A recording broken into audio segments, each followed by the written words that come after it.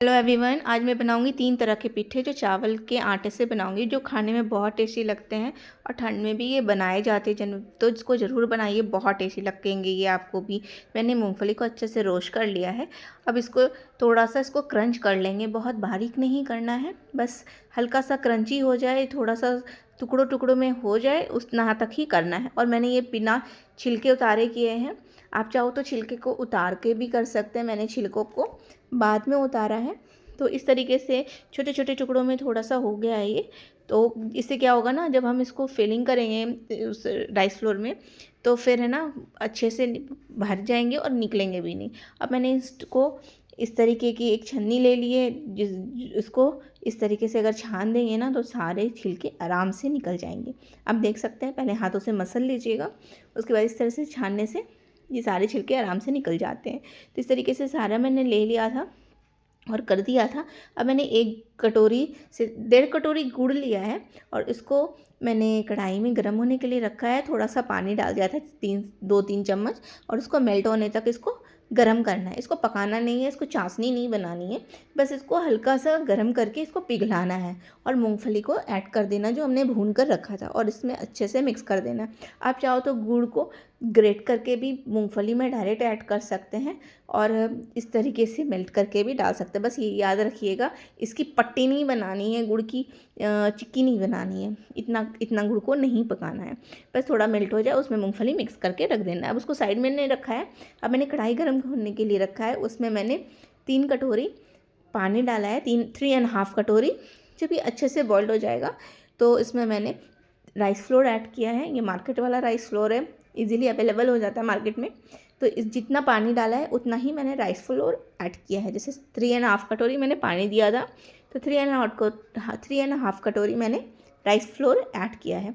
और जब ये बॉइल्ड हो जाए, अच्छे से गर्म हो जाए, तभी इसमें राइस फ्लोर ऐड कीजिएगा। और उसके बाद इसको इस तरीके से मिलाकर बंद कर देना है सिम आँच को। और इस तरह से मिला करके अच्छे से इसको, आप देख सकते हैं कितनी अच्छे से बाइंडिंग हो गई है। और इसको ढक करके छोड़ देना है जब तक ये हल्का ठंडा हो जाए। उसके बाद ये ना जब अच्छे से मिक्स हो जाएगा, ठंडा हो जाएगा, तो उसके बाद हम इसको ये आटा गूँधेंगे। अब मैंने आलू बॉईल किया है, अब इसकी फिलिंग तैयार करेंगे। ये नमकीन वाले पिट्ठे बनाऊंगी, मैंने नमकीन वाले पिट्ठे बनाऊंगी। तो इसमें मैंने बॉयल्ड आलू लिया है। बॉयल्ड आलू को अच्छे से, बहुत ज़्यादा मैसी नहीं बनाना है, बस इतने मैश करना है, थोड़े थोड़े से ये चंक्स जैसे हो जाए। मतलब बहुत ज़्यादा मैशी नहीं बनाना, पराठों की तरह जो हम आलू पराठा बनाते हैं उस तरीके से नहीं करना है। उसके बाद है ना, कढ़ाई में तेल डालकर 2 से 3 चम्मच मैंने तेल डाला था, जीरा राई हींग का तड़का लगाकर। उसमें लहसुन ऐड कर दिया था, 7 से 8 कली कट करके। उसके बाद जब लहसुन का तड़का अच्छे से लग जाए, उसमें अच्छा सा फ्लेवर आ जाए प्याज में, तो मैंने ग्रीन चिली ऐड कर दिया। और इसको भी अच्छे से भून लेना है। भूनने के बाद ये नमकीन पिट्ठा बना रही हूँ आलू मटर डालकर। आप इसमें कोई भी सब्ज़ी ऐड कर सकते हैं अपने मनपसंद की, वो भी बहुत टेस्टी लगती है। गोभी, गाजर, मैंने सिर्फ आलू मटर से बनाया है। तो उसके बाद है ना, मैंने प्याज ऐड किया है, 1 प्याज है। 1 प्याज को अच्छा से चॉप कर लेना है, और उसके बाद बारीक चॉप करके इसमें भून लेना है। जब इसका कलर थोड़ा चेंज हो जाए, प्याज का ट्रांसल्यूशेंट हो जाए, तो इसमें मटर ऐड कर देना है। मटर भी मैंने धो करके अच्छे से डाल दिया, ये फ्रेश मटर है। और थोड़ा पानी डाल दिया ताकि मटर भी थोड़ा सा सॉफ्ट हो जाए। उसके बाद आप देख सकते हैं, इसी तरीके से इसको ढक ढक करके भूनना है। मैंने अभी कोई मसाले ऐड नहीं किए हैं। उसके बाद है ना, जब ये मटर देख सकते हैं सॉफ्ट हो गए हैं, अब इसमें मैं सूखे मसाले ऐड करूँगी, जिसमें मैंने 1.5 चम्मच धनिया पाउडर डाला है, हाफ़ स्पून हल्दी पाउडर है, हाफ़ स्पून काली मिर्च है, और हाफ़ स्पून गरम मसाला। बस इतना ही डालना है और कुछ नहीं ऐड करना है। और इसमें अच्छा सा कलर देने के लिए आप थोड़ा सा कश्मीरी लाल मिर्च का भी ऐड कर सकते हैं, और थोड़ा सा पानी ऐड कर देंगे क्योंकि ये मसाले बहुत ड्राई हो गए थे। उसके बाद जब ये मटर अच्छे से भून जाए, तो जो हमने आलू को मैश करके रखा था उसको भी इसमें ऐड कर देंगे, और इसको 5 से 10 मिनट तक अच्छे से भूनेंगे। और जैसे मैंने बताया, आप इस सब्जियों में अपने मनपसंद का गोभी, गाजर, ये सब भी ऐड कर सकते हैं।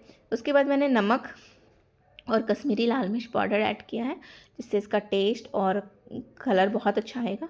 और इसी तरीके से 5 से 10 मिनट तक इसको ढक ढक कर medium flame, low to medium flame में इसको भूनना है। आप देख सकते हैं ये अच्छे से भून गया है। अब इसको फ्लेम को बंद कर दूँगी। उसके बाद इधर ये भी ठंडा हो गया था।